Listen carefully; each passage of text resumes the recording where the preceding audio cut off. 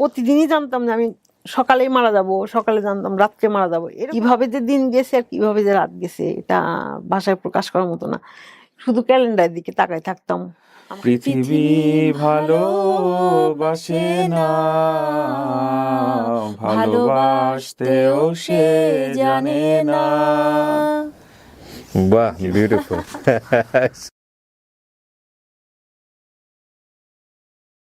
আসসালামু আলাইকুম প্রিয় দর্শক এবং শ্রোতা, আপনাদের সবাইকে আমন্ত্রণ জানাচ্ছি লাইফের একটি এপিসোডে। অনেক দিন পর life, LIFE, that is life. এই অনুষ্ঠানে যদি কেউ অংশগ্রহণ করতে চান আমাদেরকে ফোন করবেন। আমাদের ফোন নাম্বার হচ্ছে 09639887777। কি নাম আপনার? কামরুন নাহার। কোনো ডাকনাম আছে? ডাকনাম এলিস। এলিস। বয়স কত এখন আনুমানিক? বয়স 53। জন্ম জেলা কোথায়? সিরাজগঞ্জ। সিরাজগঞ্জ, এনায়েতপুর। ওকে, শুরু করেন আপনি। আমার বাবা যুদ্ধের সময় কি করতে জানেন?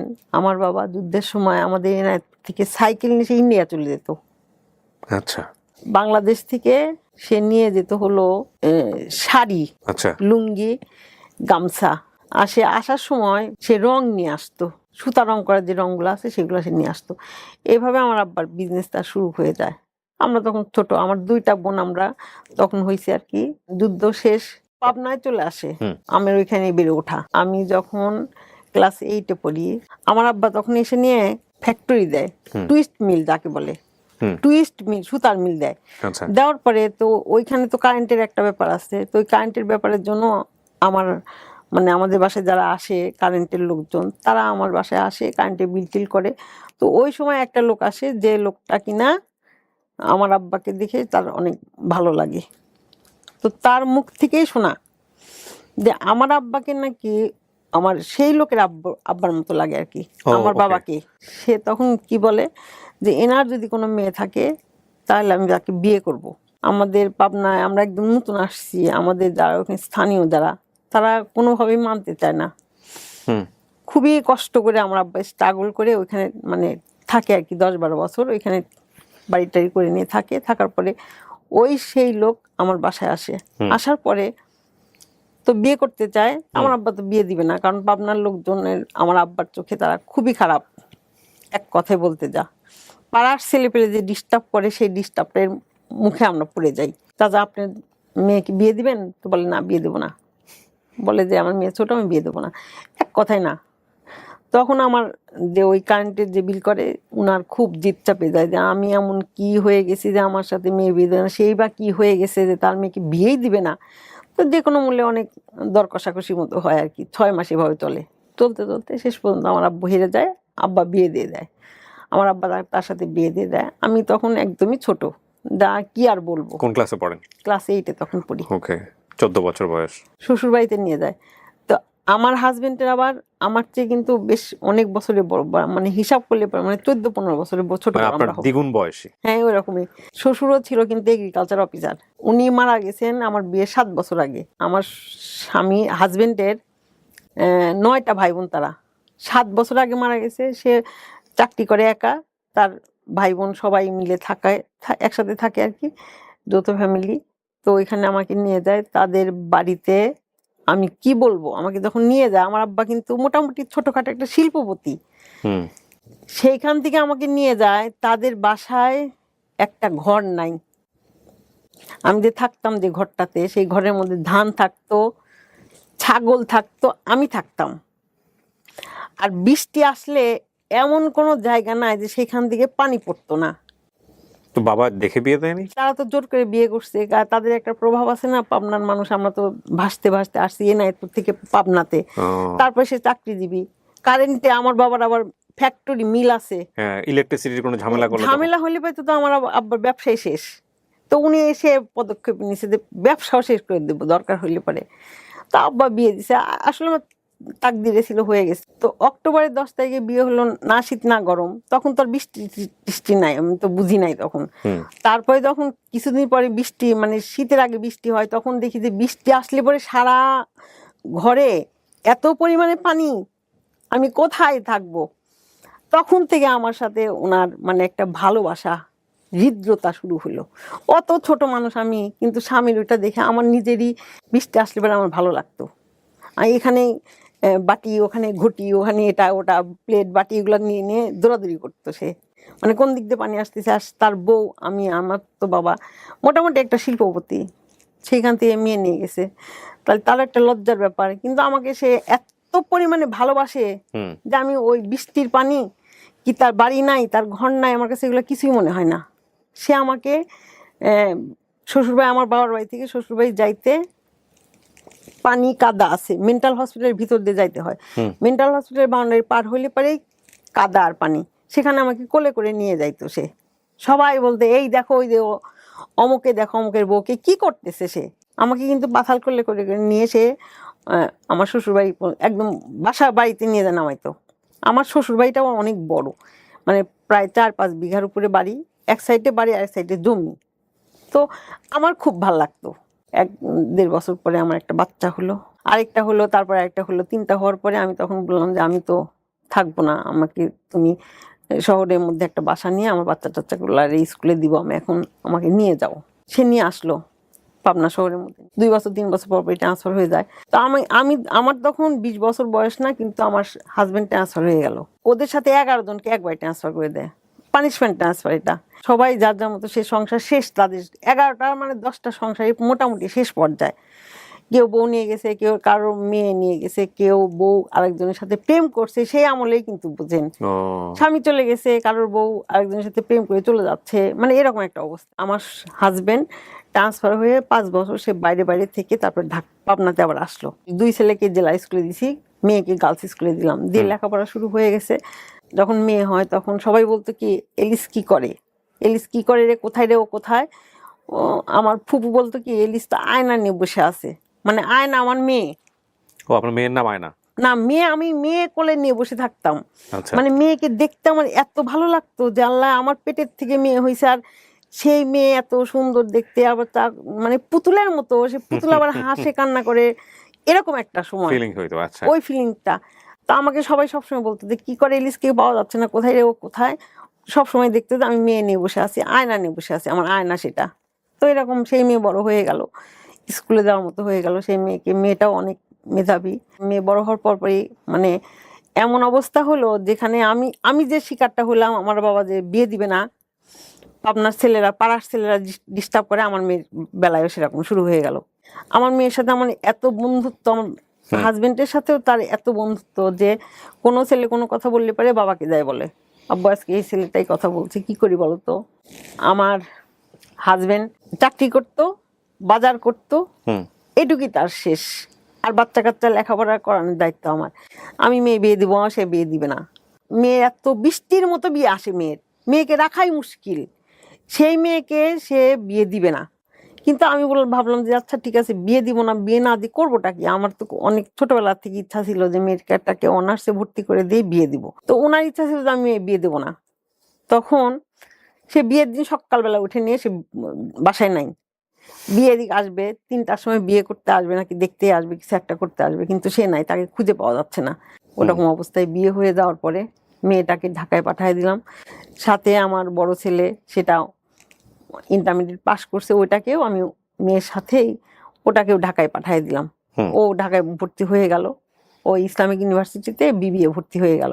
2008 সালে আমার ছোট ছেলে textile, BSc textile engineering chance পাইলো, মেয়েকে আমি বিয়ে দিয়ে দিলাম, বড় ছেলে বিবিএ ভর্তি হয়ে গেল।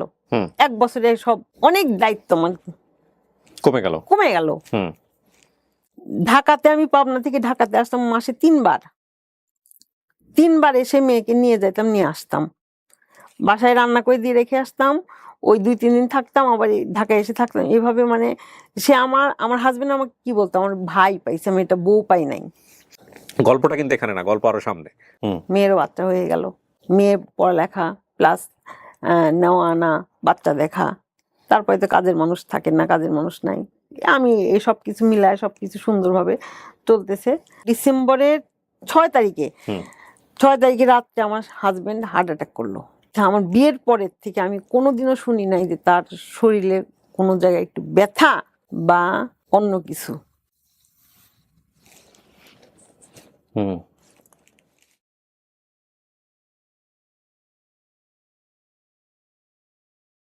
তারপরে হার্ট অ্যাটাকের দিনও সে একটা পেপার কাটিং নিয়ে এসে সে শোনাচ্ছিল আমাকে পড়ে, আমি আর আমার ছোট ছেলেটা শুনতেছিলাম। বলে, বাবা শোনো, এই দেখো একটা পেপার নিয়ে আসছি, হার্ট অ্যাটাক হলে কেমন হয় শোনো তুমি। আমি আর আমার ছেলে পাশে দাঁড়িয়ে শুনতেছিলাম ওর কথাগুলা। ওই দিনটাই রাত্রেবেলা তার হার্ট অ্যাটাক হলো, সে কিছুই বুঝতে পারলো না। আমাকে ডাকলো, এলিস শোনো, আমার তো বুকের মধ্যে ব্যথা। আমি দৌড়ে এসে একটা গ্যাসের ওষুধ দিলাম, খেয়ে নিয়ে বললো যে কমেনি। তো তো আমি বার্নালকে ফোন দিই। বার্নাল মানে হসপিটালে আমার হাজবেন্ডের ফ্রেন্ড। বললো যে আমি তো চলে আসছি হসপিটালে, তুই চলে আসি, আমি দেখি। আমি দেখলাম দিব্যি সে গোসল করলো, তারপরে শীতের কাপড় চোপড় পরে সুন্দরভাবে সে জুতা টুতা পরে বের হয়ে আসলো। তার কিন্তু হার্ট অ্যাটাক হয়েছে নাকি রাত্রেবেলায়। তো আসলো, আসার পরে আমি রান্না টান্না করে নিছি। তখন আমাকে ফোন দিয়ে বানাল বললো, ভাবি আপনি কোথায়? আমি বললাম তো পাবনাতেই। বলে, দোস্ত তো হার্ট অ্যাটাক হয়ে গেছে। আমি বলি, কি বলেন আপনি? উনি না একদম সুস্থ মানুষ, হাঁটতে হাঁটতে হসপিটালে গেল। বলে, ও তো বোঝে নাই, ও তো আসলে মানুষ না, ও তো অন্য কিছু, সেই জন্য বুঝতেই পারে নাই। তো আপনি আসেন। আমি অমনি সঙ্গে সঙ্গে আমার ছোট ছেলেকে নিয়ে বের হয়ে আসলাম বাসার থেকে। 8:30টার দিকে, সকাল 8:30টার দিকে বের হয়ে এসে নিয়ে দেখলাম যে ও বসে আছে, কিন্তু একদম নর্মাল মানুষের মতো একদম বসে আছে, আমার সাথে কথা বলতেছে। অফিস থেকে সবাই গেল, হরতাল, জামাতের হরতাল, কোনো গাড়ি টাড়ি কিচ্ছু পাওয়া যাচ্ছিল না। পরে আঞ্জুমানের যে অ্যাম্বুলেন্স আছে, ওই অ্যাম্বুলেন্সে করে আমি ঢাকাতে নিয়ে আসলাম, কার্ডিওতে নিয়ে আসলাম। নিয়ে আসার পরে যেদিন নিয়ে আসলাম সেদিনকাই ওনাকে ট্রিটমেন্ট করলো, করার পরে বাস রাত থেকে পরের দিন সকালবেলা একটা পেন বেডে দিল। পেন বেডে দেওয়ার পরে রাত নাই হতে হতে তার শেষ মারা গেল। শুধু একটা কথাই বলতেছিল যে আমি আমি আমি সুস্থ হয়ে গেলে এলিস আমি আর কখনো নিজের উপরে প্রেশার দিব না। অনেক প্রেশার দিছি নিজের জীবনকে, যেটা করার না সেটাও করছি, যেটা করার সেটাও করেছি।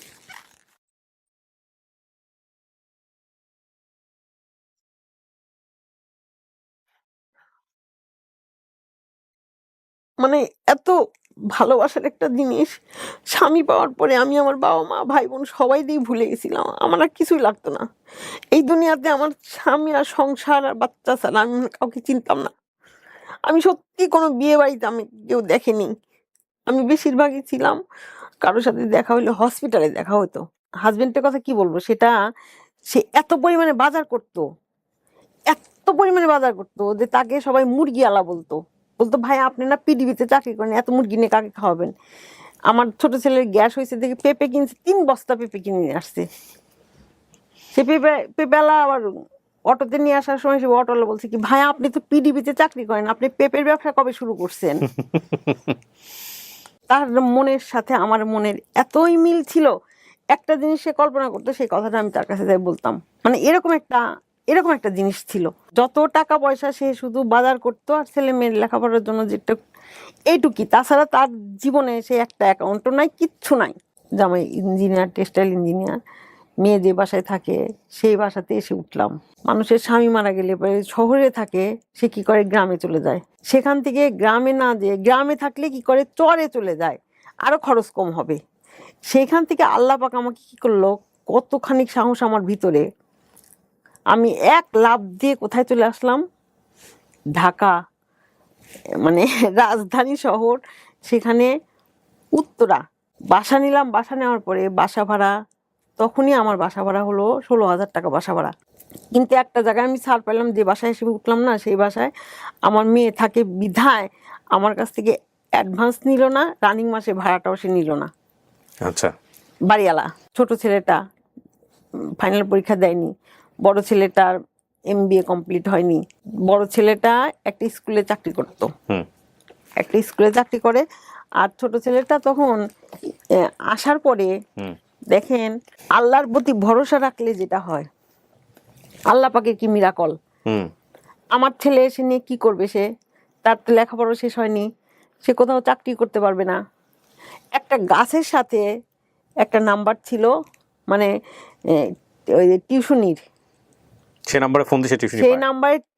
নাম্বারে ফোন দিয়ে টিউশনি পায়। সে টিউশনিটা ইংলিশ মিডিয়ামের বাচ্চা পড়াতে যাবে, সে একটা করে বাচ্চা পড়ালে পারে মানে নিম্নে 12-14 হাজার টাকা করে। হুম আমার ছেলে মাশাল্লাহ সেই টিউশনি শুরু করে দিল, তারপরে মনে করেন 60,000 টাকাও সে মাসে রোজগার।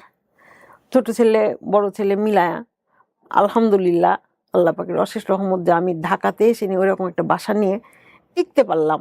ইতিমধ্যে আমার যে হাজবেন্ড মারা গেল, তার যে টাকা পয়সাগুলো উঠানো সেগুলাও টুকটাক উঠায় নিয়ে আলহামদুলিল্লাহ খুব ভালো মতো চলতেছি। এর মধ্যে আমি একটু একটু করে অসুস্থ, মানে আমি আমার স্বামীর যে মারা গেছে ওই জিনিসটা আমি যখন মনে করি তখন আমি অ্যাবনর্মাল হয়ে যাই। আমার কোনো কিছুই ভালো লাগে না, একদম পুরা পাগলের মতো লাগে আমার।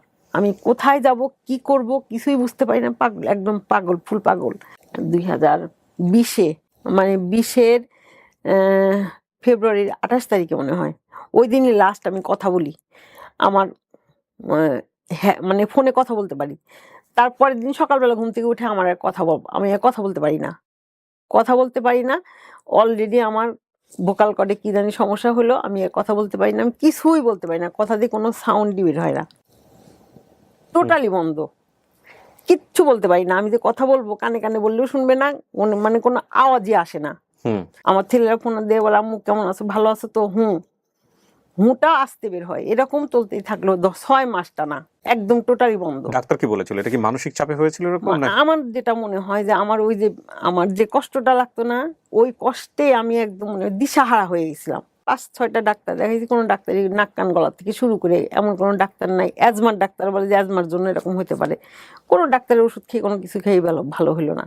2021 সালের জুন মাসে তার 2-3 দিন পরেই দেখি কি আমার যেন কেমন একটা কি যেন একটা কি মনে হয়, মানে এইখানে আর কি যেন মনে হয়। তখন আমার ছেলেকে দেখাইলাম, মেয়েকে বললাম, মেয়ে বললো যে এই কিছু না। আমার মেয়ে বললো না আমার কিছু না, এটা তো কিছু মনে হচ্ছে না, হাতের আমরা যেরকম শুনি যে চাকা টিউমার এটা সেটা অনেক বড় কিছু হয়ে যায়, কিন্তু এটা তো সেরকম না আম্মু।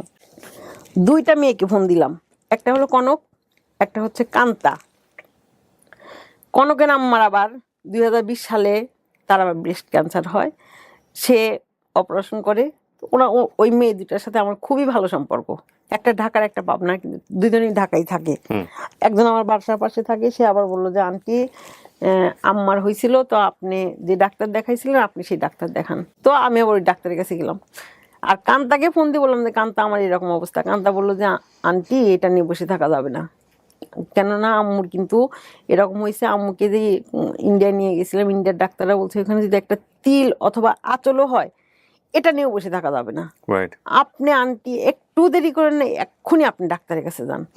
কঠোর লকডাউন যেটা দিছিল 15 দিনের একটা, তখনকার ঘটনাটা বলবো আমি। ডাবল করে মাস্ক পরা লাগে, ডাক্তাররা গেলে পরে ওইখানে ডাক্তার এখানে রুগী বসে থাকে, মাইকে কথা বলে, মানে এমন অবস্থা হয়েছিল। তো তারপরে আমি এখন আল্ট্রাসোনোগ্রাম করতে যাব, সেখানে তো দেখ কোনোভাবে সম্ভব না, আমি তো আল্ট্রাসোনোগ্রাম করবো যেখানে, সেখানে আমার পাশেই মেয়েটা বসে থাকবে।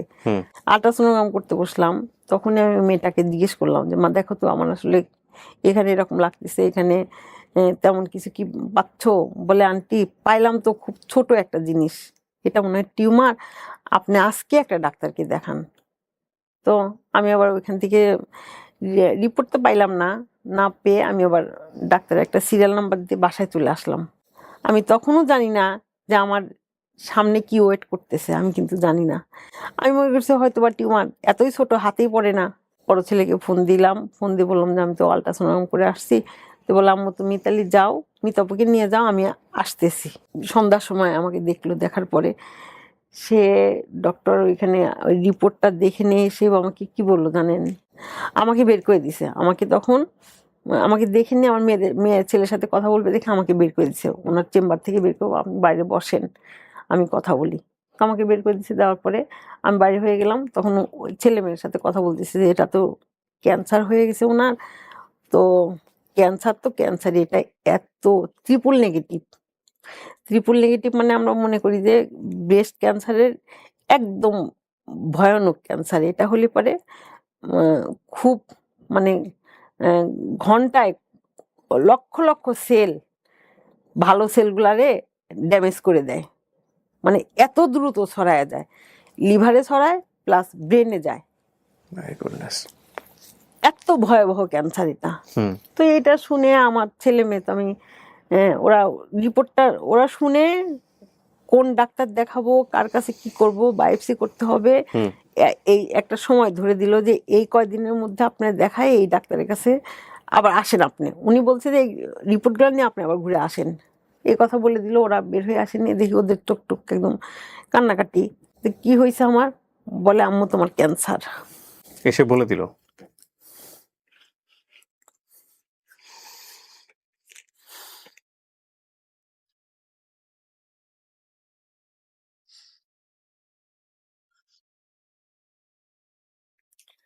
বলে দিল আম্মু তোমার তোমার তো ক্যান্সার এটা।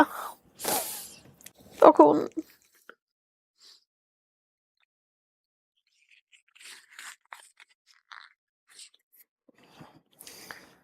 তখন ওই রাতটা আমার মেয়ে আমার কাছেই থাকে। রাত্রেবেলা দুজন কথা বলি, কথা বলে মানে সারা রাত শুধু কথাই বলি, ঘুম আর আসি না। ঘুম না এসে কথা বলি, কথা বলে সকালবেলা উঠে ওর বাসায় চলে যায়। আমি ওই সকালবেলা থেকে ওই তখন থেকে আমি কি করব, কিভাবে ডাক্তারের কাছে যাব, এখন তো কোনো ডাক্তারও নাই। ছেলে মেয়ে সব কান্নাকাটি, মানে কিরকম যে বিনা মেঘে বজ্রপাত যেটা, তার চেয়ে বেশি। আল্লাহ মাফ করুক, যাদের হয়নি তারা বুঝবে না। কার সাথে কথা বলবো, কি করব কি না করব কিচ্ছুই বুঝতে পারতেছি না। শুধু মনে পড়ে হাজবেন্ডের কথা। আমার যে ক্যান্সার, আমি কিভাবে বাঁচবো, কিভাবে ট্রিটমেন্ট করবো, না কিচ্ছু না। আমার খালি মনে পড়ে যে আল্লাহ ওই লোকটা কেন নাই, উনি থাকলে পাইতো আমার এই টেনশন, আমার এইগুলো কিছু করতে হতো না, সবই তো সে করতো। তারপরে এইভাবে আমার, তারপরে আমাকে কান্তা বলে কি আন্টি আপনি না অনেক সাহসী। আমাকে এদিকে কনক বলে আন্টি আপনি না অনেক সাহস, আপনার না অনেক সাহস, আপনি না আপনার হাজবেন্ড মারা যাওয়ার পরে ঢাকা উত্তরাতে এসে 16,000 টাকা বাসা ভাড়া দিয়ে থাকা শুরু করলেন। আপনি এই সাহসটা আপনাকে কে দিছিল তখন? আপনি ঘুরে দাঁড়ান, আপনার সাহস আপনাকে আনতে হবে। এইভাবে আমাকে কথা বলা শুরু করলো। আমি দেখলাম যে ঠিক আছে, এখন তো আমার কান্নাকাটি করলে আমার চেয়ে বেশি কান্নাকাটি করে ওরা, আমার ছেলে মেয়েরা। তারপরে আমি চুপে চুপে কান্নাকাটি করি আর আমি হলো ভিডিও দেখি। হুম আমি সার্চ দিয়ে দিয়ে ভিডিও দেখা শুরু করলাম। ইউটিউবে ভিডিও দেখেন? ইউটিউবে ভিডিও দেখি, ডক্টর ওই ক্যান্সারের বাংলাদেশি ক্যান্সারের ডক্টর এইভাবে লিখে সার্চ দিয়ে দেখি যে একদম আসে অনেকগুলো ভিডিও। সেগুলো দেখলেও অনেক সময় লাগে, 40 মিনিট করে এক একটা ভিডিও, 30 মিনিট এরকম একটা ভিডিও। তো ওগুলো দেখতে থাকলাম, দেখতে দেখতে অনেক ভিডিও দেখলাম। বাংলাদেশেরটা দেখি না, আবার ইন্ডিয়াটা দেখা শুরু করলাম, মানে কলকাতারটা দেখা শুরু করলাম। হুম তারপরে এগুলো দেখতে দেখতে আর দেখি আর হলো গা আমি ডাক্তার দেখানো শুরু করলাম। হুম আমার তো বসে থাকা যাবে না, সময় নষ্ট হয়ে যাবে। আমাকে যেহেতু ওই সুবর্ণা চৌধুরী আমাকে বলে দিল, সুবর্ণা চৌধুরী ডাক্তার, উত্তরার ডাক্তার, হুম সে বলে দিল যে দেরি কিন্তু করা যাবে না। আমাকে শুধু একটা কথাই বললো, আপনার যেটাই হয়েছে, এটা নাম বলবো না, যেটাই হয়েছে আপনার দেরি করা যাবে না, হুম আপনি খুব তাড়াতাড়ি ডাক্তারকে দেখান। জুলাই মাসের 4-5 তারিখে আমার হাতের রিপোর্টগুলো সব চলে আসলো। চলে আসার পরে কান্তার আম্মা আমাকে বলছিল, কান্তা বলছিল যে আম্মা আমাকে বলছিল যদি ইন্ডিয়াতে না করাতো তাহলে বাংলাদেশের একটা ডাক্তার দিয়ে সে করাতো। সেই ডাক্তারের নামটা আমি বললাম না, কিন্তু সেই ডাক্তারকে দিয়ে আপনি দেখাইতে পারেন। তো আমি সেই ডাক্তারের কাছে গেলাম রিপোর্টগুলো নিয়ে। সব রিপোর্ট কিন্তু আমাকে ওই সুবর্ণা চৌধুরীর কথা মতো সব রিপোর্ট করাইছি। করানোর পর আমি সবগুলা নিয়ে আমি তার কাছে গেলাম, যাওয়ার পরে সে আমাকে লিখে দিল আরও কিছু রিপোর্ট। আমি আবার সেই টেস্টগুলো করাই, সেই রিপোর্ট একটা শুধু আমি রিপোর্ট মানে টেস্ট করাই নাই, সেটা ইকো, মানে বুকে কোনো সমস্যা আছে নাকি, আমার হার্টের কোনো সমস্যা আছে নাকি। তার জন্য তো আমার এমনিতে তো ইসিজি করছে, তারপরে আলট্রাসোনোগ্রাম করছে, হার্টের তো এমনি কোনো সমস্যা নাই। যে টেস্টগুলো আমার লাগবে না সেটাও তারা দিছে, মানে যেগুলো আমার দরকার নাই সেগুলো সে দিয়ে রাখছে। সমস্ত টেস্ট করানোর পরে আমি, ডাক্তার আমাকে বসায় রাখলো সন্ধ্যা 6টা থেকে রাত 8-10টা পর্যন্ত বসে থাকলাম।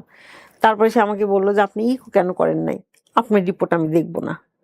এই কথা বললো, বলার পরে আমাকে ঢুকতেও দিল না। আমাকে রিপোর্ট দেখে নিয়ে সেই রিপোর্টটা পাইলো না দেখে আমাকে আর দেখলো না। আমার খুব রাগ হলো। আমি যাই না, ডাক্তারে বললাম যে আপনি আমাকে দেখবেন না তো, এই একটা রিপোর্টের জন্য এটা তো আমার লাগতেছে না, কিন্তু তা আপনি দেখবেন না, ঠিক আছে আপনাকে আমি দেখাবো না। এই কথা বলে রাগ করে চলে আসলাম।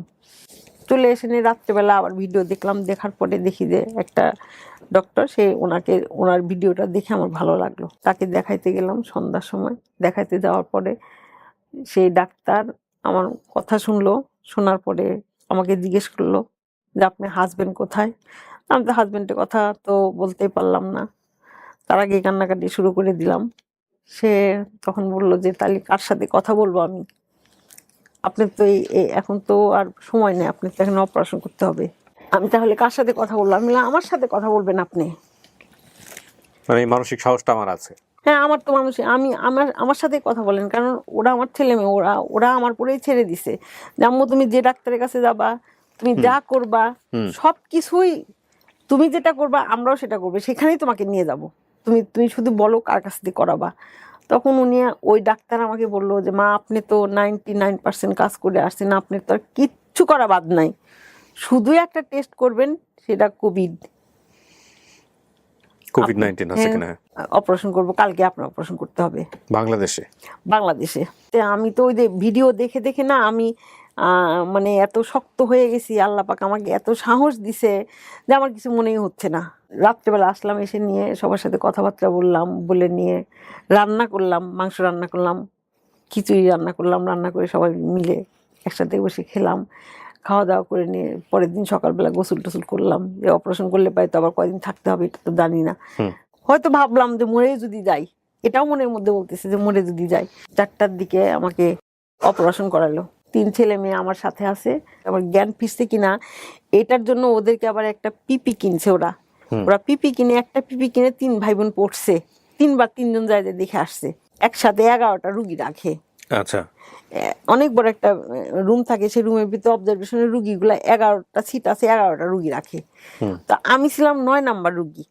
1টার দিকে অনেক চিল্লাচিল্লি, টানা হেঁচড়া শুরু হয়ে গেছে, আমাকেও টানাটানি করতেছে, আমাকে উঠায় নিয়ে ওই হুইল চেয়ারে বসাবে। আমি বলছি কেন আমাকে হুইল চেয়ারে বসাচ্ছেন কেন?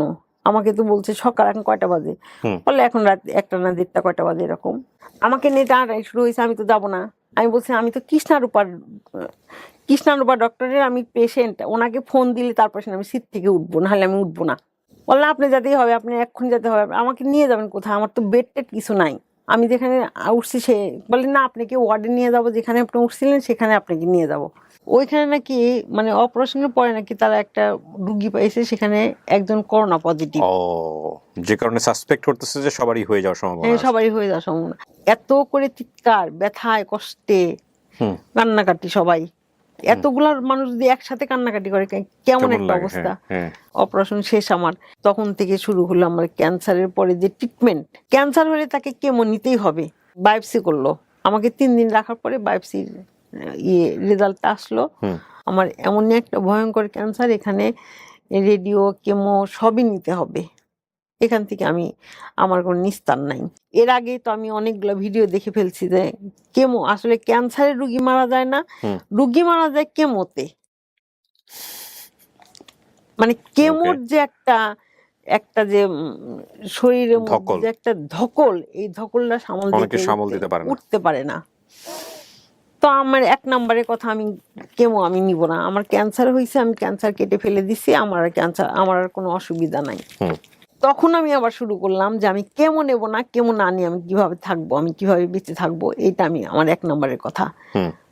এইভাবে আমি আবার শুরু করলাম ভিডিও দেখা, কেমোর ডাক্তার, অনকোলজিস্ট, আবার আমার সার্জারি যে করবে সেটাও তো অনকোলজিস্ট। মানে সাধারণ যে ডাক্তার, সেই ডাক্তার কিন্তু আমাকে অপারেশন করলে পারে সে বুঝতে পারবে না যে আমার ক্যান্সারটা কেটে একদম শেষ করে দিছে কিনা।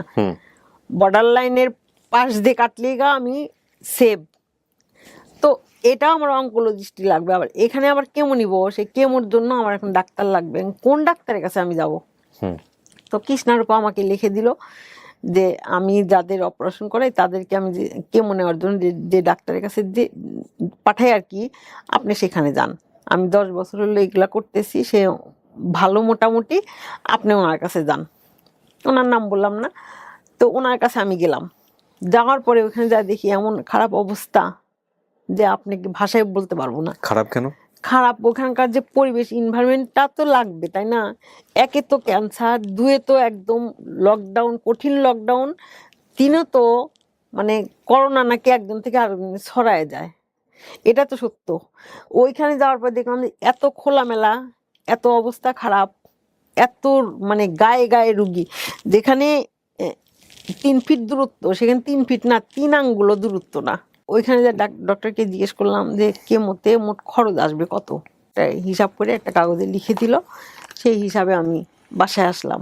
বাসায় আসার পরে তো ক্যান্সার মানে তো ক্যান্সার না, এখানে তো কয়েকটা জিনিস আছে একসাথে। 1 নম্বরে নিজের মনোবলটা রাখতে হবে, 2 নম্বরে আমার শরীর পারবে কিনা কেমোটা নিতে, 3 নম্বরে আমার টাকা আছে কিনা, আমার টাকার দরকার। আমার ওই জায়গা পছন্দ হলো না, আমি কৃষ্ণারূপাকে বললাম। তখন আমি জানি না যে কৃষ্ণারূপা বাংলাদেশের খাদ্যমন্ত্রীর মেয়ে। তো ওনার মেয়ে যখন আমি শুনলাম যে আমার অপারেশন হয়েছে, তখন আমার মনের মধ্যে এমনি একটা বল চলে আসলো, মানে একটা সাহস। এটা একটা সাহস। আর উনি যে এত অতি সাধারণভাবে আমার সাথে যে বিহেভটা করলো, এটার জন্য আমি যে একটা মানসিক সাপোর্ট এটা যে পাইলাম, অনেক বড় একটা ভরসা এটা। জি। তো তারপরে আমি ওনাকে ফোন দিয়ে বললাম যে মা, আমি তো, তুমি যেখানে পাঠাইলে, আমাকে বললো কি আপনি, আমার তো মা নাই, তো আপনি আমার মা। বাহ। আমি যে প্রথম দিন ডাক্তারের কাছে গেলাম না, কৃষ্ণারূপার কাছে গেলাম, যাওয়ার পর আমার হাজবেন্ডের কথা জিজ্ঞেস করলে হাওয়া করে কান্নাকাটি করলাম। উনি আবার ওনার ফেসবুক ইয়েতে পেজে আমার নাম দিয়ে ছবি দিয়ে অনেকগুলা কথা লিখে এসে ফেসবুকে পোস্ট করছে, বুঝছেন। করার পরে সেটা আবার দেখছে সবাই, যে ওনার সাথে ছিল তারা দেখছে। দেখার পরে আমাকে ফোন দিয়ে বলছে, আন্টি আপনার কি হয়েছে, আপনি কি অসুস্থ? হ্যাঁ, আমি তো অসুখ। আমার অসুখের কথাটা আমি কাউকেই বলি নাই, একদম বাসা ছাড়া আমি কাউকে বলি নাই। আচ্ছা আচ্ছা। আমি কৃষ্ণাকে বললাম যে বাবা, আমি তো ওনার কাছে আমি কেমন নিব না, তা আপনি যার কাছে নিতে আপনি কমফোর্ট ফিল করেন তার কাছে আপনি নেন, কোনো সমস্যা নেই। কোনো সমস্যা হলে আমাকে বললেন আপনি। ওই ফেরদৌস ডাক্তার বললো যে শোনেন, আপনার যে ক্যান্সারটা, এখানে আপনি 1000 বললেও আপনাকে ছাড়া যাবে না। আপনি যদি কেমো না নেন তাহলে আপনি কোনো ট্রিটমেন্টই হলো না। আমি লিখে দিতে পারবো যে আপনি যদি কেমো না নেন তাহলে এই অসুখটা আপনার ব্যাক করবেই। মানে এইভাবে সে আমাকে বলে দিল। ওই সার্জারির 31 দিন পরে আমাকে হলো কেমোর ডেট দিয়ে দিল। প্রথম দিনের অভিজ্ঞতা বলি, আগস্টের 13 তারিখে আমি কি করলাম, আমি বললাম যে আমি তো মরেই যাবো কালকে কেমো নেওয়ার পরে। তখন আমার একটা দেখার ইচ্ছা আছে, একটা জিনিস শখ আছে। আমার ছেলেকে বললাম যে সবাই মিলে আমরা একটু পদ্মা সেতু দেখতে যাবো। চিন্তা করার অবস্থা। ওইখানে যে ইলিশ মাছ খাবো। তো এই কথা বললাম, বলার পরে আমার ছেলে সবাই মিলে আমার পদ্মা সেতু দেখতে গেলাম। কিন্তু মনের মধ্যে কিন্তু ভয় আমার। কেমো আমাকে দিতে বসলো, এখানে ক্যানেলা লাগায় নিয়ে কেমো, সেটা আবার ওষুধ মিক্সচার করে, ওষুধের কালারটা বেগুনি, লাল, তারপরে ইয়েলো কালার, মনে হয় এই ধরনের 3-4টা কালার, তার সাথে আবার একটা স্যালাইন, এগুলো দিতে মনে হয় 4 ঘন্টার মতো সময় লাগে। তো ওনাদের প্যাকেজ একটা, ওইখানে 4 ঘন্টার জন্যই ওনারা 10-12 হাজার টাকা মনে হয় একটা প্যাকেজ আছে, ওই ডেকে যে একটা সিট নেবো সেই জন্য। তো ওখানে গেলাম, যাওয়ার পর ওষুধ টষুধ সব কিনে যে নিয়ে প্রথম দিন দিতে বসলাম। দিয়ে এখন কেমন নেওয়ার পরে আমার কোনো ফিলিংসই নাই, আমি কিছুই না, টের পান নাই, কিছুই টের পাইলাম না, মানে কিছুই বুঝতে পারলাম না। আপনার নিতে হয়েছে কয়টা টোটাল? 8টা। ওকে, প্রথম কেবল নিছেন? হ্যাঁ, প্রথমটা নিলাম। আমার কেমোর একদম প্রথম থেকে শুরু করে লাস্ট পর্যন্ত যে কটা কেমো দিবে সব ডেট দিয়ে ওনারা কবে কেমোর আগে যে টেস্টগুলো সমস্ত কিছু একদম লিখে একদম আমাকে দিয়ে দিল। আপনি কিন্তু ডেট মিস করতে পারবেন না। তখন আমার ছেলে বলে কি, স্যার যদি কিয়ামত হয়ে যায়, কিয়ামত হলে ডেট মিস করা যাবে না। আমি ডেট মিস করতে পারবো, আমি ডেট চেঞ্জ করতে পারবো, কিন্তু তোমরা কিন্তু পারবা না। ঠিকই আছে। হ্যাঁ, তারপর আমাকে বলে দিল যে 24 ঘন্টা পরে আপনাকে একটা বুস্টার নিতে হবে। বুস্টার মানে কি স্যার? বুস্টার মানে কেমো নেওয়ার পরে যে সাইড ইফেক্ট এটা না হওয়ার জন্য আমি একটা ওষুধ দিব, সেটা নিতে হবে, ইনজেকশন। সেটা এগুলা কিন্তু আমরা কিছুই জানি না। সে কেমো নিতে যে খরচ হলো আমার, বুস্টার ডাবল খরচ। একটা ইনজেকশনের দামই 20,000 টাকা বুস্টারের। তো সেটা নিয়ে আসলাম, নিয়ে আসার পরে 24 ঘন্টা পরে বুস্টার নিতে গেলাম। বুস্টার নিয়ে আসার পরে তার 24 ঘন্টা পরের থেকেই মনে করেন বুস্টারের যে একটা জ্বালা যন্ত্রণা, মানে যে কষ্টটা, সেইটাও শুরু হইতে 24 ঘন্টা সময় লাগে। 24 ঘন্টা পরের থেকে আমার শুরু হয়ে গেল শরীরের মধ্যে মানে অশান্তি, কি যে ভয়ঙ্কর অশান্তি, কি যে খারাপ লাগা, কি যে কষ্ট। এটা শুধু যে এই কেমোর ভুক্তভোগী সে ছাড়া দুনিয়ার পৃথিবীর কেউই জানে না। কি হয়, পেইন হয়? এটা আমি শুয়ে আছি, শুয়ে থাকতে পারবো না, আমি বসে আছি, বসে থাকতে পারবো না। অস্বস্তি, একটা অস্বস্তি। অস্বস্তি ভিতরে মনে হয় কি একটা ভূমিকম্প হয়ে যাচ্ছে। কতদিন চলে এরকম? এরকম যে 21 দিন পর পর নিতে হবে। ওই বুস্টার নেওয়ার পরে 24 ঘন্টা পরের থেকে আমার বাত থাকে হলো গা 19 দিন, মানে 19 দিন আমি 19 দিনের মধ্যে আমি অসুস্থ থাকতাম 15-16 দিন টানা। ওরে বাবা। তারপরে জানেন তখন লকডাউনের টাইমে আমার তখন কি হলো, আমার সাথে কেমন নেওয়া শুরু করছে নাকি, আমার জানা মতে আর কি 7 জন আমরা কেমন নেওয়া শুরু করলাম, মানে আমার আত্মীয় স্বজন, আমার না পরিচিত দিয়ে 7 জন মিলে শুরু করলাম কেমন নিতে। 6 জন মারা গেছে। তো মারা যাওয়ার খবরগুলোকে আমাকে দেয়নি, ওভাবে আমাকে কেউ বলতো না। কিন্তু আমি যে প্রতিদিনই জানতাম যে আমি সকালেই মারা যাব, সকালে জানতাম রাত্রে মারা যাব, এরকম একটা অবস্থা। দ্বিতীয় কেমন আগে আমাকে আবার কৃষ্ণারূপ আমাকে ডাকলো যে মা আপনি কেমন আছেন। ওর সাথে আমার মেসেঞ্জারে কথাবার্তা হয়, ফোন দিয়ে কথা হয়, আমার খোঁজ খবর সে নেয়। আমি ওনার সাথে ভালো, আমার সাথে মামা করে কথা বলে, এত ডাক্তার মানে মানসিক সাপোর্ট যেটা। আর ওই কেমো যেদিন আমি প্রথম নিতে যাই সেই দিনকা আমাকে এবারকের একটা মেয়ের সাথে দেখা হয়। সেই মেয়েটার নাম আশা। সে আশার মা মারা গেছে ক্যান্সারে, বোন মারা গেছে ক্যান্সারে 2015-তে, মা মারা গেছে 18-তে না 19-এ তার বোন মারা গেছে। তার আবার 20-এ ক্যান্সার ধরা পড়ছে। সে থাইল্যান্ডে সিঙ্গাপুরে ট্রিটমেন্ট করে আসছে। ফলো আপ ট্রিটমেন্ট যেটা না সেটার জন্য সে ওই ডাক্তারের কাছে গেছে, ওই ওর নাম কি ফেদ্দোসারিয়ার ডাক্তারের কাছে গেছে। সেই মেয়েটা কি করলো, ওই যে ও যে ট্রিটমেন্ট করে আসছে না, আমাকে প্রতিনিয়ত আন্টি আপনি কিন্তু এরকম লাগবে, আন্টি আপনি কিন্তু এটা করা যাবে না, আন্টি আপনি কিন্তু এটা করতে হবে, অভিজ্ঞতাগুলো শেয়ার করতো সব সময়। সে আমাকে ডাক্তারি কিন্তু আমাকে আমার কেমন লাগবে, কি হবে না হবে, এগুলা ও আমাকে প্রতিদিন বলতে থাকতো, প্রতিদিনই বলতো আন্টি আপনি ভয় পাবেন না, আপনি কিন্তু মারা যাবেন না, আপনি সাহস হারাবেন না, এভাবে ও বলতেই থাকতো। এটা খান ওটা খান, এভাবে চলেন, এইগুলো আমাকে বলতো। আমার একটা একটা করতে করতে 4টা কেমো নেওয়া হয়ে গেল। কিন্তু আমাকে ডাক্তার কি বলছিল যে 4টা কেমো আপনার একই ওষুধ হবে, 5টা 6টা 7টা 8টা, এই বাকি 4টা কেমো এগুলো একটু ওষুধ বেশি। তার মানে আমি দিছিলাম বড় কেমোগুলা। আমার ভাষা এটা যে ছোট কেমো এগুলা 4টা ছোট কেমো আর 4টা বড় কেমো। আমার চুল উঠে গেল, চুল উঠে একদমই সবই শেষ।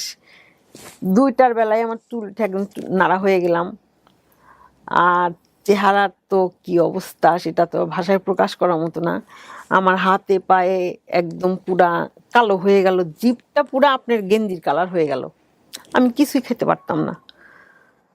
তারপরে এভাবে চলতে চলতে আমার 4টা কেমো শেষ হয়ে গেল। 5টার বেলায় কি হলো জানেন, আপনি আশ্চর্য হয়ে যাবেন যে 5টার বেলায় যাওয়ার পরে আমাকে যে ওষুধটা দেওয়ার কথা ছিল না, সেই ওষুধটা দিতে বসে সে কি করছে, আমার ও কেমোর আগের দিন মানে 3 দিন আগে আমাকে একটা টেস্ট করা হতো, আমার ব্লাডের উপাদানগুলো সব ঠিক আছে কিনা। আমার ওই রিপোর্টটার উপরে আমাকে কেমো দিতে হবে। তো সেইখানে আমার ব্লাডের উপাদান যেরকম থাকার দরকার রেঞ্জের মধ্যে সেটাই আছে, কিন্তু ওইটা আছে বিধায় ডাক্তার আমাকে কি করলো, আমাকে কেমো দিল। সেখানে মানে 160 mg ওষুধ, 60 mg ওষুধ, কেমোর পাওয়ারটা আর কি। ওষুধের যে থাকে না কত কম বেশি বলেন আপনি, তাহলে বেশি, এভাবেই 160 mg দিল। দেওয়ার পরে আমি ওই দিনকার কেমো নিয়ে যায় একদম অজ্ঞান হয়ে একদম মারাই গেছি, বুঝছেন।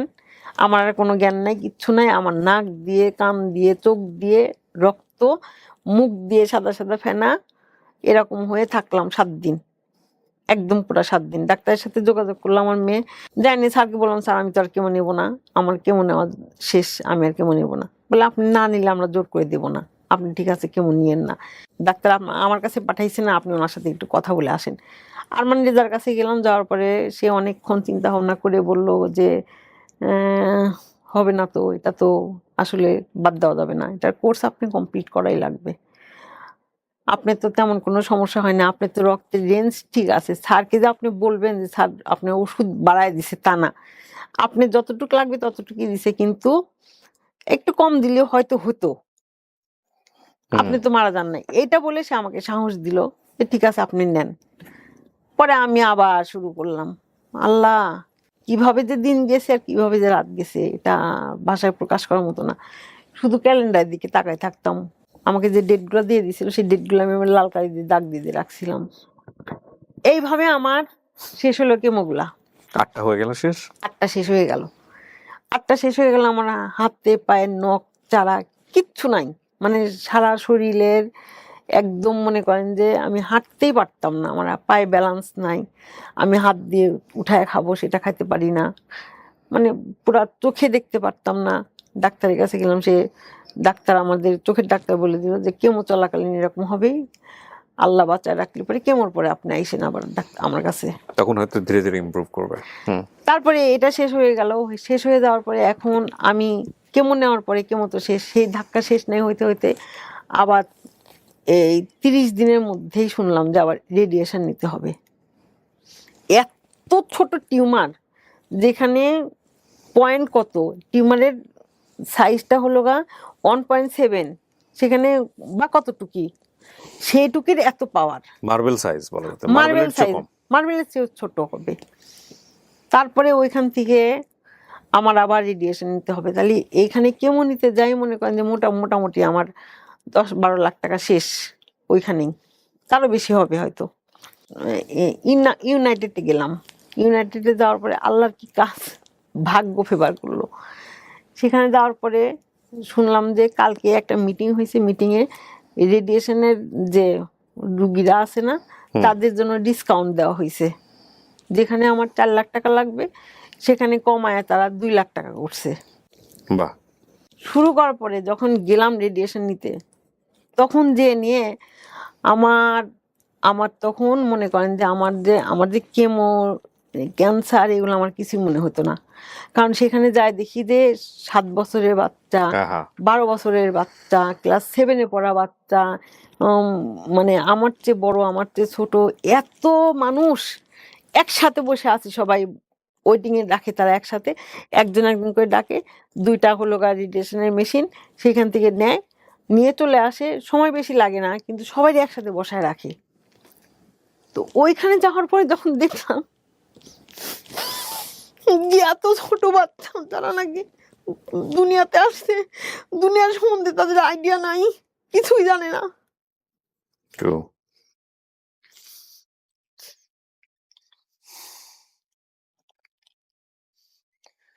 আল্লাহ মাফ করে তখন এসব থেকে। তখন আর আমার কোনো দুঃখ থাকতো না, আমার আর তখন কোনো দুঃখ নাই, আমি একদম পুরা স্বাভাবিক। আমিও বাচ্চাদেরকে দেখতাম আর বলতাম যে আল্লাহ, আমি তো অনেক দূর আসছি, আমার সংসার, আমার ছেলে মেয়ে, আমার নাতিপুতি সবই হয়ে গেছে, আমার তো দেখার দুনিয়া শুধু আল্লাহর ঘরটাই দেখি নাই, এটা দেখার ইচ্ছা আছে, এটা দেখি নাই, কিন্তু আমার তো আর কোনো কিছু চাওয়া পাওয়ার নাই। অত ছোট বাচ্চা ব্রেন ক্যান্সার হয়ে গেছে, তাদের রেডিয়েশন নিতে আসছে, আল্লাহ যে ওইখান থেকে আমাকে ফেরত নিয়ে আসছে, আমি যে বেঁচে আছি, আল্লাহ যে আমাকে হায়াত দারাজ করছে, এটাই সবচেয়ে বড়। আপনি কি মানে মোটামুটি এটা কি পুরো কিওর হলো আপনার? হ্যাঁ, কিওর হলো, কিওর হয়ে গেল। আমি কৃষ্ণারূপার সাথে তো মাঝে মাঝে দেখা টেকা করি, যাই সেখানে, উনিও অনেক খুশি হয়। আমি ওনার বাসায় পর্যন্ত গেছি। একটা মন্ত্রী বাসায় যাওয়া কিন্তু যেন তেন মানুষকে নিয়ে যায় না, এভাবে তার নিয়ে যায় না। সে আমাকে বাসায় যাইতে বললো, সে তার বাসায় গেলাম, তার মন্ত্রীর সাথে ছবি উঠলাম, কথাবার্তা সবকিছু আমার সাথে অন্যরকম একটা সম্পর্ক। তারপরে ওইখান থেকে আসলাম, আসার পরে 2-3 মাস আল্লাহর রহমতে ভালোই ছিলাম, একদম সুস্থ, কোনো সমস্যা নাই। আমাকে তার ওষুধ দেয়নি, কোনো খাবারের মুখে খাবার কোনো ওষুধ নাই। আমার কেমো চলাকালীন কোনো ওষুধ ছিল না, এখনো কোনো ওষুধ নাই। যে এরপরে যদি পরীক্ষা দিতে হয় তাহলে আর পরীক্ষায় পাশ করতে পারবো না। আর আমি একটা কথাই বলবো, আমি বাংলাদেশে নাগরিক হিসাবে, সরকার তো আসলে অনেক ভালো ভালো কাজ করছে, কিন্তু আমার মনে হয় কি যে ক্যান্সার যাদের হয়, ক্যান্সার মানে তো আজ হোক কাল হোক, মৃত্যু তো সবার হবে, মৃত্যু এই মানে আসমান জমিনের প্রাণী থেকে, মানে মৃত্যু, প্রাণ আছে মানে মৃত্যু। প্রাণ আছে মানে মৃত্যু, কিন্তু আসমান জমিনের মাঝখানে আমরা আছি, এখান থেকে আমরা পালাবো কোথায়? মৃত্যুর ভয়ে পালানোর তো কোনো রাস্তা নাই, তাই না? এখান থেকে পালানোর তো রাস্তা নেই, মরতে তো হবেই। কিন্তু এই যে ক্যান্সার নিয়ে যারা বিনা চিকিৎসায় বা না বুঝতে পেরে না চিকিৎসা শেষ না করে যাদের মৃত্যুটা হয়, আমার তাদের জন্য কষ্ট হবে। আর আমার মনে হয় কি যে সরকার যদি আমাদের জন্য এই যে চিকিৎসার জন্য যদি একটা ইন্স্যুরেন্স করে দিত, কিছু টাকা যদি হেল্প করতো, মানে অনেক ব্যয়, অনেক, যেটা একটা মানুষের ফ্যামিলিতে ক্যান্সার হলে পারে সেই ফ্যামিলিতে আর উঠে দাঁড়ানোর মতো, আমার মনে হয় আবার 10 বছর পরে সেই পর্যায়ে আবার আসবে। পুরো পরিবারটা ধ্বংস হয়ে যায়। হ্যাঁ, একদম শেষ হয়ে যায়। মানে এই চিকিৎসার টাকাটা তো আসলে কোত্থেকে দিবে? না ব্যাক করা যায় না তো। আর ডাক্তাররা তো আসলে ওইভাবে ছাড়েও না যে আমি যে ছেড়ে চলে আসবো, না সে তো ছাড়েও না। তো আপনার এই যে জার্নিটা ছিল প্রায় 1 বছর ধরে 1-1.5 বছর ধরে আপনি যুদ্ধ করে চলেছেন, কি মনোবলে পারলেন শেষ পর্যন্ত? ছেলেরা যথেষ্ট, আল্লাহর রহমে মাশাআল্লাহ আসলেই ভালো। মেয়ের কথা কি বলবো? মেয়ে তো আমার যেদিন থেকে শুনছিলাম ক্যান্সার না, সেই দিন থেকে শুরু করে তার শরীর খারাপ বাদ দিয়ে সে 6 মাস টানা রোজা করছে। আল্লাহু আকবার।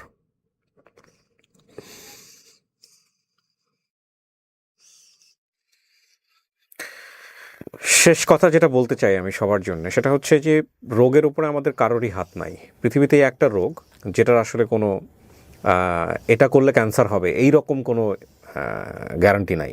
মানে আমি তো ডাক্তার না, আমি যতটুকু জেনেছি ততটুকুই বলছি। মানে আপনি এটা করলে এই ক্যান্সার হবে এরকম, হ্যাঁ বিভিন্ন বিষয় আছে যে এটা করলে ওটা ক্যান্সার হতে পারে, এটা করলে ওটা হতে পারে, কিন্তু সারা জীবন সুস্থভাবে জীবনযাপন করেও, হেলদি লাইফ লিড করেও অনেকের ক্যান্সার হয় এবং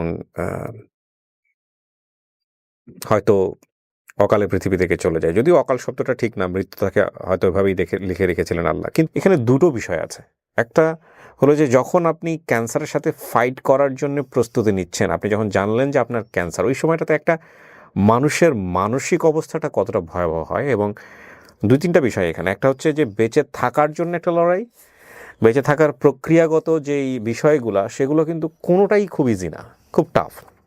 চিকিৎসা অত্যন্ত ব্যয়বহুল, সেটা দেশে তো ব্যয়বহুলই, দেশের বাইরেও ব্যয়বহুল। এবং আপনি যদি ফিরেও আসেন, আপনাকে সারা জীবন ধরে চিন্তা করতে হবে, অলওয়েজ ফলো আপের মধ্যে থাকতে হবে। এবং মানে আমরা যারা পৃথিবীতে বেঁচে থাকি, একটা নর্মাল লাইফ লিড করি, সোকল নর্মাল লাইফ যেটাকে বলি, তারা তো আসলে ওই চাপটা নিতে হয় না যে আমার শরীরের মধ্যে কিছু একটা আছে, সেটা যে কোনো মুহূর্তে আমাকে মেরে ফেলতে পারে, যে কোনো মুহূর্তে আমি একটা কলাপস জায়গাতে চলে যেতে পারি।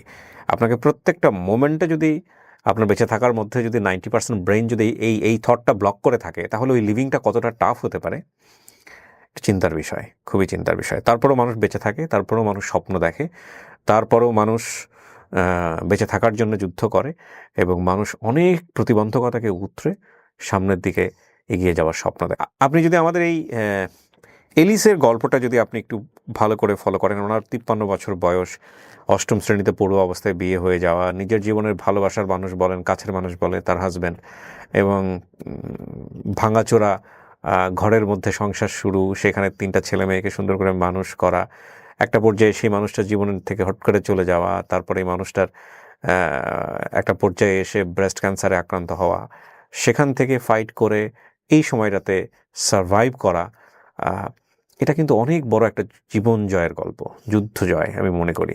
এবং যে সময়টাতে উনি ফাইট করেছেন সেটা কোভিডের সময়। কোভিড 2020 সালে কী অবস্থায় ছিল, এটা আপনাকে আমাকে নতুন করে মনে করে দেওয়ার কোনো প্রয়োজন নাই। তো আমি শুধু একটা কথাই বলতে চাই, নেভার বি হোপলেস। আর একটা বিষয়ে সবাইকে আমি সতর্ক করবো, সেটা হচ্ছে ব্রেস্ট ক্যান্সারের ব্যাপারে। দেখুন, ছেলে মেয়ে নির্বিশেষে, যদিও এটা বেশিরভাগই মেয়েদের রোগ, এটা তো আসলে রোগ না, একটা সিচুয়েশন আমি বলি। বাড়িতে মা বোন থাকলে যারা সচেতন ব্যক্তি আছেন, তাদের দায়িত্ব হচ্ছে এ ব্যাপারে তাদেরকে সচেতন করা। কিছু পরীক্ষা নিরীক্ষার ব্যাপার আছে যেটা ঘরে বসেই করা যায়। সে বিষয়ে যাদের একটু বয়স হয়েছে, বিশেষ করে ঘরে যদি মা থেকে থাকে বা দাদির বয়সী কেউ থেকে থাকেন, তাদেরকে একটু বিষয়গুলো নিয়ে অ্যাওয়ার করা। এবং একটা বোধহয় আছে যে সরকার থেকেও এখন বলা হচ্ছে যে একটা নির্দিষ্ট বয়সের পর, এটাকে সম্ভবত মেমোগ্রাফি বলে, এটা করে ফেলানো, যে আপনার শরীরে এরকম কোনো সম্ভাবনা আছে কিনা। আর ব্রেস্ট ক্যান্সার কিন্তু প্রচুর মানুষ সারা বিশ্বে মারা যায়, সুতরাং এই বিষয়টা নিয়ে আমাদের অবশ্যই সচেতন থাকতে হবে।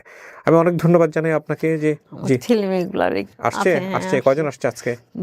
দুজন আসছে, আমাদেরকে ভিতরে নিয়ে আসতে তাহলে। আচ্ছা, নাম জিজ্ঞেস করে নিই, আপনার নাম? মোহাম্মদ মোশাইল হোসেন। মোশাইল হোসেন। আর আপনার নাম? উম্মে হাবিবা। উম্মে হাবিবা। আপনি কি জানেন আপনি আপনার মায়ের কাছে শাকিব খানের মতো সুন্দর? আপনার মামা বলতেছিল। আপনার ভাই বোন কতজন? আমরা হলো 2 ভাই 1 বোন। আপনি বড়? না, আমি সবার ছোট। সবার ছোট। আমি সবার বড়। আপনি 6 মাস রোজা করছেন আপনার মায়ের জন্য ক্যান্সারের সময়টাতে। আপনার বাবা তো হুট করেই চলে গেছে, তাই না? তো এরপরে যখন মার এরকম একটা রোগ ধরা পড়লো এবং এটা কোভিড-19 সবচাইতে পিক টাইমটাতে, ওই সময়টাতে আসলে কি অবস্থায় যাচ্ছিল ফ্যামিলিটা, আপনি একটু বলেন তো। মনে হচ্ছিল দরকার যে আম্মুকে বুঝাই যে এটা কিছু না, আসলে আম্মু আম, অবশ্যই ঠিক হবে। আর এদিকে আমরা 3 ভাই বোন শুধু চিন্তা করতেছিলাম যে এটা এটা একটা একটা টাকা পয়সার একটা ব্যাপার হ্যাঁ। ফার্স্ট। আর সেকেন্ড হচ্ছে আসলে ক্যান্সারের তো মানে জেনারেলি সবাই জানে যে ক্যান্সারের অ্যান্সার নাই, এরকম হ্যাঁ। যে একটা ধারণা সবার থাকেই। তো ওই ধারণা থেকে মনে হচ্ছিল যে আম্মু কি তাহলে বাঁচবে না, আমাদের কি ওই পরিমাণ টাকা কি আমরা অ্যারেঞ্জ করতে পারবো না। কত টাকা খরচ হয়েছে এখন পর্যন্ত আপনাদের এই ক্যান্সারের পিছনে? 30 লাখ হবে। 30 লাখের মতো। জি 30 লাখের মতো আপনারা বাংলাদেশ থেকে কি বেস্ট ট্রিটমেন্ট নিতে পেরেছেন? একদম একদম একদম একদম লেটেস্ট বেস্ট ট্রিটমেন্ট। একদম। আমার বলতেই হবে, আমি ডাক্তারদের কাছে কৃতজ্ঞ। আপনি বারবার বলছিলেন কৃষ্ণা দেবনাথ বোধহয়, না ওনার নাম? কৃষ্ণারূপা মজুমদার। আচ্ছা। কৃষ্ণারূপা মানে আমি 3টা ডাক্তারের যে সাপোর্টটা পাইছি না, এটা আমি মৃত্যুর আগ পর্যন্ত মনে রাখবো। এবং বাংলাদেশে যদি কোনো ডাক্তার এনাদের বিরুদ্ধে যদি কেউ কোনো কথা বলে, আমি হয়তো মানবো না। সত্যি কথা যেটা।